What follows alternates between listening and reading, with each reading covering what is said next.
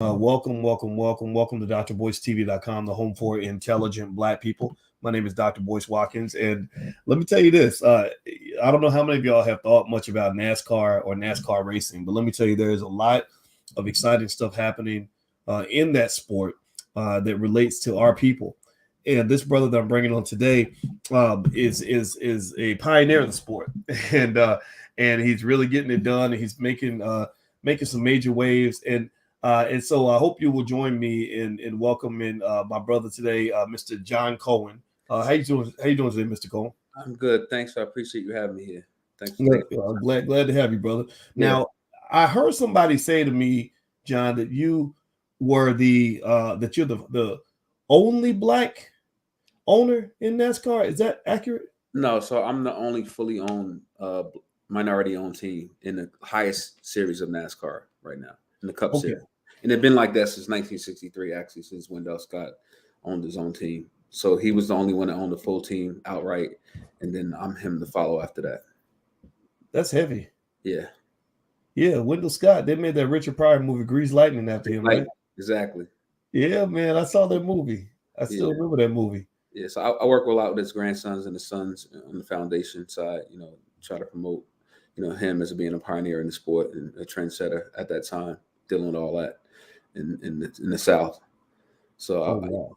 I work with them and other, as you know, I work with the Urban Racing School to help build more kids out of inner cities, especially in Philadelphia area, trying to get them into racing. Oh wow. So let Yeah. me ask you this, John. So is it okay if I call you John? Is that cool? Yeah, of All right. course. So what got you into racing in the first place? That's not a. I mean, I got introduced to basketball and football as a kid. I didn't even get introduced to baseball. That's how narrow my shit was. Basketball, football, and track. How do you even get into that sport? Just as a regular Black kid. Where's that happen in your life? So I played all sports growing up. Football, I was a highly recruited football athlete. And went to Grambling State University from there. Came home, was into like motorcycles all my life, race cars. I transferred to Delaware State for 2 semesters. Across the street is Dover Raceway. Went across the street, saw NASCAR, but first glimpse of NASCAR, what it was like. Went back home, living in the North New Jersey area. There was a lot of drag racing, stuff like that. Was highly into that scene for a while, and then I got introduced into like late model racing out of a kid out of New Jersey was doing in Virginia, South Boston. And I said, all this other stuff I'm doing, like at the time I owned a truck company, a mortgage company, that wasn't really my passion. Like I wanted to do something special. All my friends was doing music, doing their own clothing lines, all that stuff, and I felt like I wanted to do something totally different in a lane that nobody was in. In order to make my mark, that I'm trying to do now, I felt like racing was a way to go. Mm. I just went down to North Carolina, got into like the second tier of NASCAR and kept going from there. And that was in 2008 when I got down there. Started my team in 2009. Interesting. So let me ask you about drag racing. I'm real curious about that. So tell me about the world of just that world. I mean, a lot of us have never even participated in a drag race, even been to one. And so when you say drag racing, I picture Fast and Furious, right? I picture some girl with some Daisy Duke shorts, telling Yeah, everybody to go, and they dragging down the street, and then somebody gets killed, and saying that there's money on the line and all that. yeah. What's the reality of that world? Oh, it's definitely that reality. So like in the North area, it was a lot of drag racing, like different areas like off 78 Highway. I don't know if you know what that's at when you come off like North Airport back then. And there's places like Avenue P and all those places that was blocked off for racing. It would be 1 o'clock in the morning, they go out racing. I personally never drove a race car in the racing, but it was all part of building your own car, going out there betting. You have people come from Philly, from Patterson, from Buffalo, New York, all the way coming down every weekend just to race. Hmm. Wow. So would you say that throughout your life you've had a strong appreciation for cars? Like is that kind of one of Yes, the driving forces? ever since a kid, I mean, I think most kids have attraction to cars, Hmm. but it's for me, I always I was always into anything with a fast motor, whether it's motorcycles or cars. It was always something with a lot of power. Like for me, motorcycles was my thing when I was of age to ride. So I was, wheeling motorcycles, doing all the trick stuff, going to Philly to the park, on Sundays, riding down there, racing. That was more of my speed. The race car scene came a little bit later. It progressed to that. You ever have any accidents or anything? Motorcycle accidents, yeah, wheeling and falling, Yeah. but nothing to where I was hospitalized and nothing. But yeah, you do enough tricks, one time it's gonna have you fall down. Yeah, I don't even think my wife would even let me get a motorcycle, man. Did you get any resistance, like from the women in your life that want to protect you? My mother didn't speak to me for about 3-4 months when I first got my first motorcycle. Yeah, man, I can only imagine. I can only imagine, man. By the way, everybody, I'm speaking with John Cohen. John Cohen is the CEO and founder of the New York Racing Team. His website is nyracingteam.com if you'd like to learn more. I encourage everybody to learn the history of racing. There's a lot of interesting stuff going on with our people in this sport. And so I want to ask you this. I'm going to tell you, man, I went down to visit the Urban Youth Racing School in Philadelphia, which is just doing extraordinary work with our kids. And it seems like there's just this whole universe of possibility and opportunity that still hasn't been fully unlocked. It seems like they've got some partners like Chevy and stuff like that stepping up to the plate. I've seen, I could have sworn it was, I guess, the Earnhardt name. I remember hearing that name at some of the events and some of these great racers coming through, but it doesn't seem like, like we've really hit that critical mass of entry in terms of us really taking advantage of the opportunities there. What's stopping that? Like, why is it that I think on the Breakfast Club, I heard you say that out of 100 and something racers or something, or 100 something race teams, there's only just a trickle of our people involved. Yeah. What's stopping the floodgates from really opening? Because we already have an interest in cars and all the other stuff. What's going on with that? So a couple things. One, a lot of people of color don't even know where to start to get into racing. So if you don't know about the Urban Racing School, if you don't know about, us Black being into racing, you don't even have an outlet to get in, to even figure out how to get in. Two, it's a marketing sport. So us of color, normally gravitate to basketball, football, baseball, stick and ball sports. They don't, like the CMOs, chief marketing officers of different companies, don't see the value of NASCAR as a marketing tool for diversity. But for me, I look at it like if you go to Urban Racing School, you see a significant amount of kids sign up every year to the school. So just because you're not into it or you don't feel like racing is something for you, doesn't mean you have a whole group of kids that want to get into racing. So therefore, you should look at the marketing plan going forward in life, for kids coming up that have more opportunity. You only going to get a certain amount of kids that play NBA basketball. You're only going to get a certain amount of kids that make it to football from each city. But you can have a kid that can be an engineer that can make $500,000 in NASCAR a year. Make $350,000 a year as good pit crew members. You can have crew chiefs that make $1 million. So the minimum at football is what, 185, 300. Like you can actually do way better, and you'll have more of those. Because it's not just NASCAR. You got NASCAR, you got Indy, you got so many racing outlets that smart kids can say, hey, I might not like engineering, but I like engineering well enough I have an outlet to be in racing, so I might love this. So it gravitates more kids to the learning abilities of going to college and stuff like that. So that's what we're trying to do with the Urban Racing School in New York Racing. We're trying to develop more kids from our cities to think outside the box and come into the sport. Yeah, because it seemed, when I look at that industry, and I ain't gonna lie, I don't think I've ever watched the whole race, right? Mm-hmm. But there is something exciting about the competition of it all, and I know that when I've had video games that where you're racing, that's always fun. And I think I went to visit the Urban Youth Racing School, and they had the simulator, and that was a blast. And it's really strange that more of us are not involved in the sport. So do you think also that there's kind of this stigma associated with NASCAR that they've got to overcome, sort of seen as the Confederate flag carrying hillbillies that really don't want Black people involved in the sport in the first place? And are they working to really overcome that stigma, or are they just sort of pretend? No, they're working hard. I mean, they got rid of the Confederate flag after the death of George Floyd. They've done a lot of things on the diversity level to try to get rid of that stigma. But if you look at any previous sports like golf, I mean, before Tiger Woods, there's no black people playing in the Masters on a regular. It was still that stigma in those sports. It's just Tiger broke down the barriers and brought more black people into that sport. So once you go to any golf course now, you see more black people playing golf than ever. So it's the same concept that I'm trying to do in NASCAR. I mean, honestly, so when I was growing up, I worked at a golf range when I was little, right? And then from there, like I learned how to play golf at the golf range. So I played football, and the football team I was on, we were the number 2 team in the country for high school wise. So my golf coach was Did you say number 1 team in the country? number 2 at that time. Number 2? Really? Yeah. What school was that? Union High School, New Jersey. Wow. Yeah. So we was what position did you play? I played at that time middle linebacker, outside linebacker, and then tight end. Nice. Go ahead. Go. That's cool. That's really cool. My position coach, the linebacker coach, was the golf coach, and he always recommended us to play a sport in the springs to keep us out of trouble.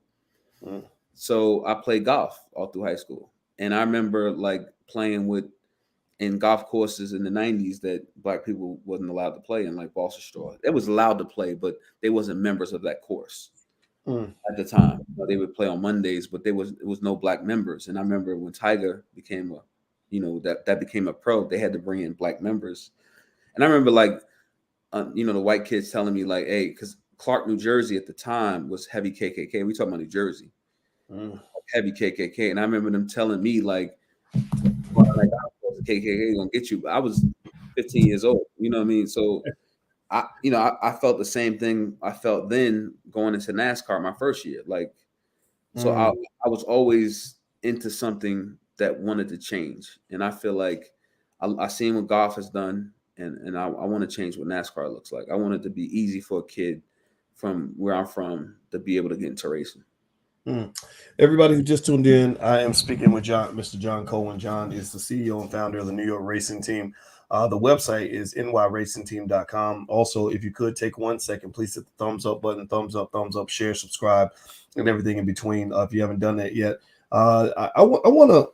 So it's interesting, right? Like I'm from the South, and I know a lot of white folks that would be defined as country folks. And then I moved to New York, where actually I probably met more racists in New York than I did when I was in Kentucky. Yeah. And but it's interesting because there was always this stigma, and I'm definitely going somewhere with this, I promise you. But there was this idea of people in the North that the people in the South were just a bunch of gun-toting hillbillies that just want to kill black people on sight.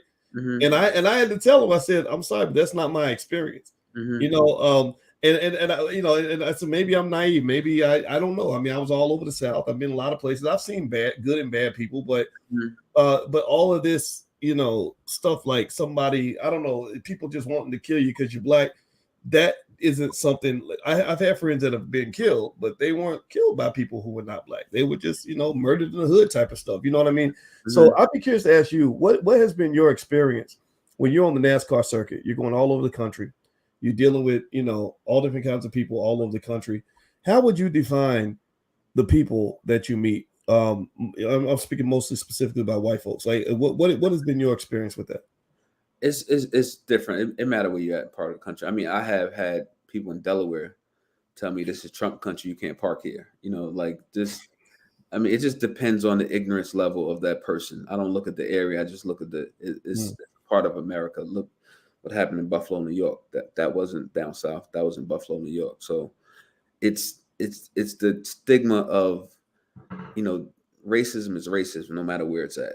It doesn't have a region anymore. It is what it is. Like I look at it like me. My grandmother's from Albany, Georgia, right? And I know Albany, Georgia was like the prelim to Selma. My grandmother was heavy into, the Mount Zion Church with Reverend Grant with Martin Luther King. So the things they did at that time, prelim to what happened to Selma. My father left and moved from Georgia to New Jersey because the KKK was so bad in Albany, Georgia. He didn't want to deal with it. So, like, you talking about my grandmother, grandfather to my father, and now, me as a person in NASCAR, having to feel, racism. I don't even look at it like, long as it's not 6 feet in front of me, you're not gonna stop me from what I'm doing. It's just not. It's just something I just don't. I voice my opinion when it needs to be. If a person comes to me with something that I don't like, but I'm not going to sit there and be focused because I get outside the track and I see a Confederate flag. It's ignorant. I'm not going to change that ignorant rhetoric of a person because it's deep rooted in them. I just live my life and do what I change who I can change, and if they don't want to change, they're never going to change.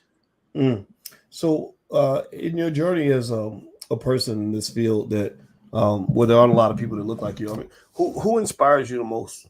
Just that, and it doesn't even have to be in the field of racing. Just in general, in terms of pushing you forward to do things you do.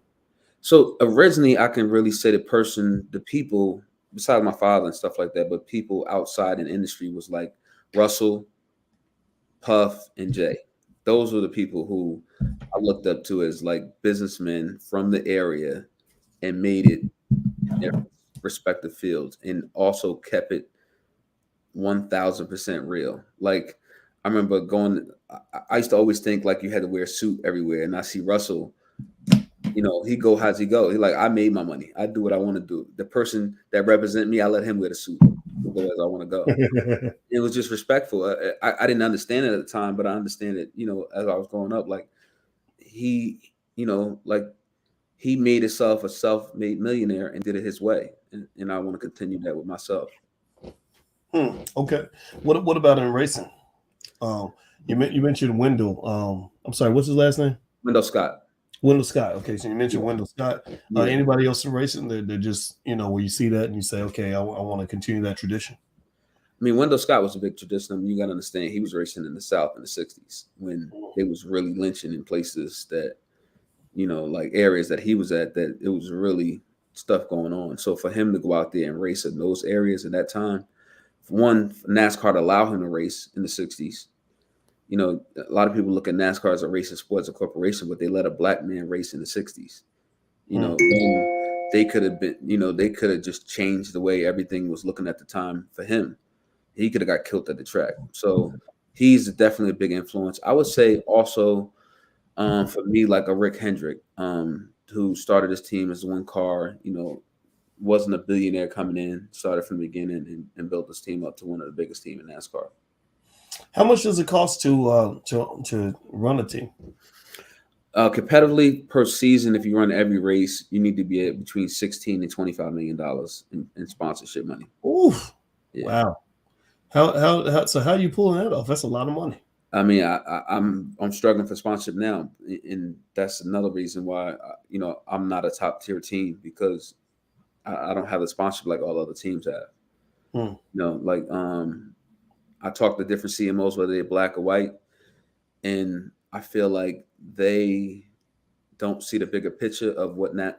So they'll rather spend $50 million on a commercial per quarter than NASCAR for $16 million for the full season, which we out there for 10 months, 36 races out of the season. So NASCAR has a bigger ROI than any other sport, because when you go to a basketball game, you go to see LeBron, you go to see CP3, you go to see those players.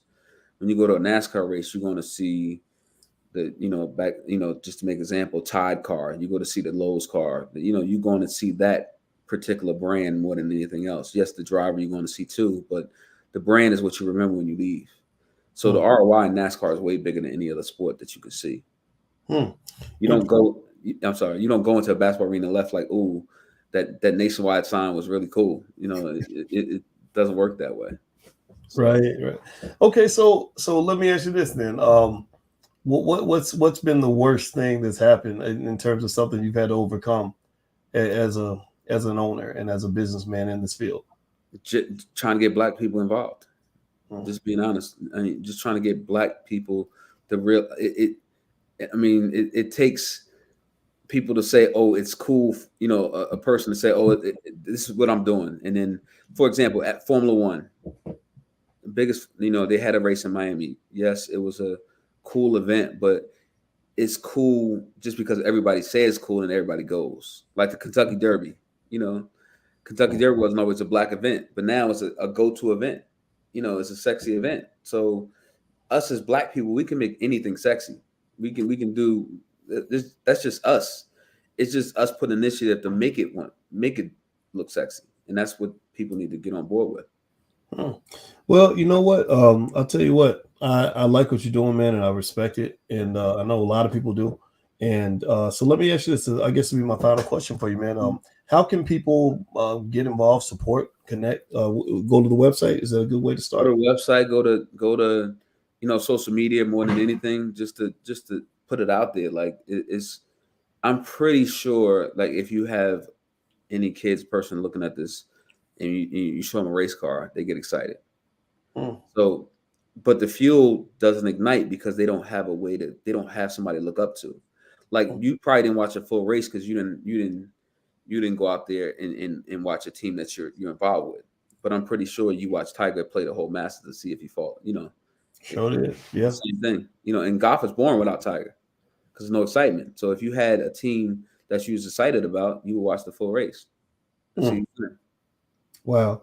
Well, you know what? I look forward to seeing what you do, man. And you got me inspired. I'm gonna definitely check out some races you're involved with, man. And I think it's remarkable, and I applaud your courage because I know that pressure of having to raise a lot of money, and it's tough, man. And and I just encourage you, man. Just stick with it.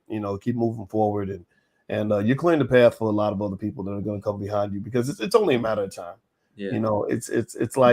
It's like I remember when I was first trying to get more black people to really talk about wealth and black wealth, economics, and ownership.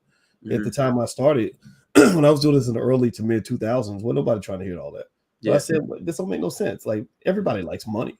We complain about money. We need money, and it took a really long time. And I'm not saying I did it all myself. I mean, I had help, but eventually now everybody talks about it. Yeah, everybody gets it. They connect wealth and ownership and all that. And now you hear the rappers rapping about it. And as soon as we saw the rappers rapping about it, I said, okay, now we're shifting culture. Yes. Right. So it seems to me that that's what this is all about, because we got to stay out of just focusing on one or two sports. I believe we can dominate a lot of sports. If we were in tennis more, we dominate that. If we were in golf more, we dominate that.